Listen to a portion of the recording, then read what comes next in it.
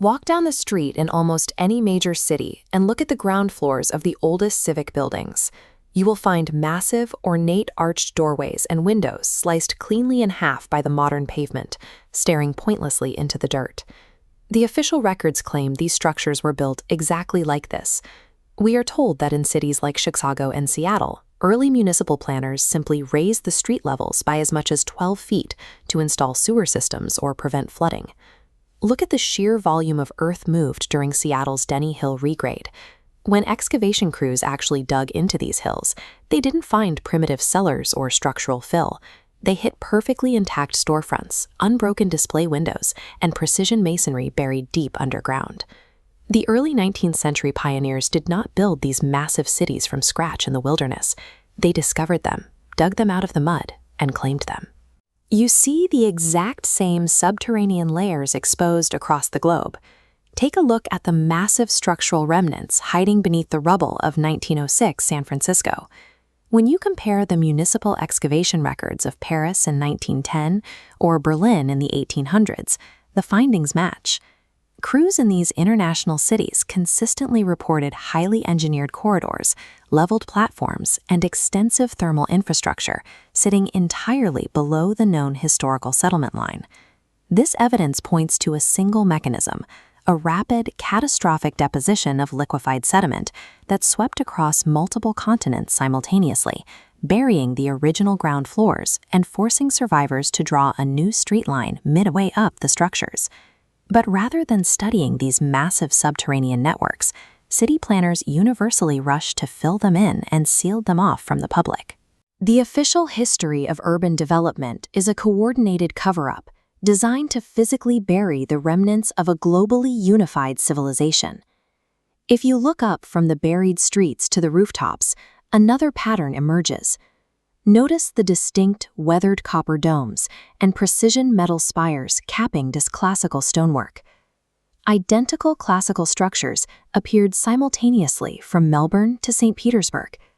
This level of uniformity across isolated nations requires strict, coordinated engineering specifications that go beyond simple aesthetic fashion. These components act as a functional circuit. The domes are layered with copper, an excellent electrical conductor, while the limestone foundations often contain calcite, a piezoelectric material that generates charge under pressure. When analyzed as an engineered system, the building transforms into an atmospheric collector. This suggests the structures were part of a wireless grid, providing decentralized power before modern wired systems existed. This infrastructure was systematically dismantled and stripped of its copper and metal spires right as centralized, metered electricity monopolies were established. The architectural beauty we admire as civic art today is actually the hollowed-out, disabled shell of a stolen global power grid. How does a new power structure seize a global grid and rewrite its history so thoroughly? You have to look at the year 1871.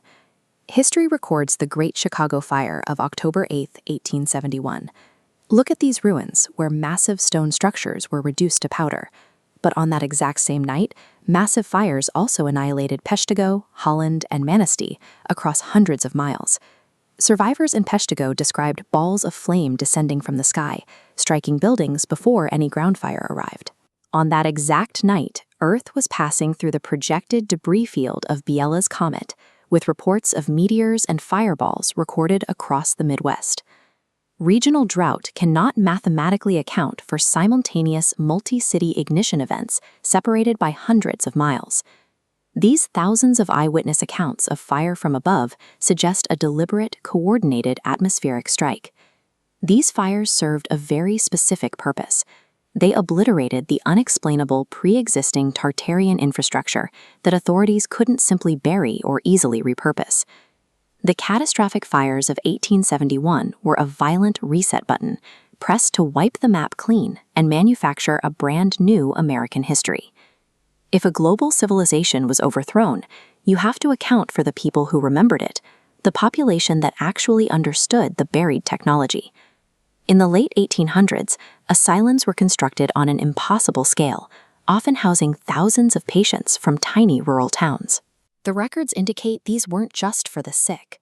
They were used to institutionalize the witnesses who saw the old world buried, silencing the first-hand testimony of the reset. While the new rulers locked away the witnesses, they permanently removed financial independence by systematically destroying locally backed currencies worldwide. Take this 1846 silver dollar. The Coinage Act of 1873 quietly removed decentralized silver like this from legal tender, forcing the public onto a central bank-controlled system backed entirely by government debt. The erasure was a deliberate three-pronged attack, burying the architecture, institutionalizing the witnesses, and centralizing the currency to ensure absolute control over the new timeline. Look at the mathematically perfect classical architecture of the Columbian Exposition's White City. The late 19th century World's Fairs functioned as attribution ceremonies, where authorities took credit for inherited Tartarian structures by labeling them as temporary exhibitions. Immediately after millions of people viewed these magnificent structures, local governments deliberately burned or demolished them to the ground. The cover-up extends even down to Antarctica. Early 1840s explorers documented massive geometric anomalies and architecture buried deep in the ice, resulting in a global military lockdown of the continent that remains in place today. Step outside and look at your city. Notice the oversized doorways, the stripped copper domes, and those heavy basement windows staring pointlessly into the dirt. We are a society suffering from collective enforced amnesia, navigating our lives as tenants in the hijacked ruins of an advanced civilization.